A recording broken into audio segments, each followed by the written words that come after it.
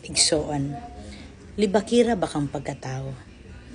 Walay adlaw nga di jud ka makahisgot o panghilabot sa uban. Ako ipahinumdom nimo ha, nga kanang mga taong libakero, maka-impyerno biha na.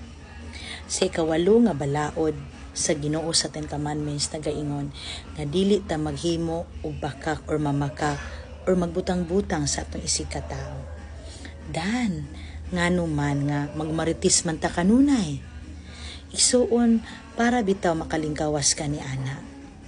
Pag-ampo.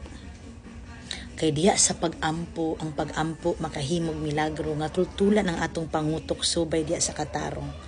Ug halimbawa kung gusto na ka mag-usab, dili ba na makasa igsuon, no? Ayaw ingon nga ay magbag-o na jud ko ug madid ako manglibak. No, baka kuntaan na. Proseso jud na. So tagaan ti kag tip.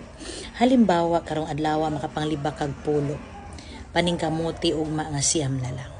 Sa sunod adlaw 8 na lang, sa sunod 7 na lang, sa sunod 6 na lang, sa sunod 5 na lang hangtod inanay makabiya na kaniana.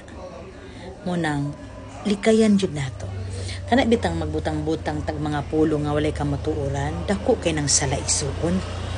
Na naghatag kag kadaot pagpakaulaw sa tao nga wala ka na sayod to the act kung tinuod ba ng iyang ginahimo.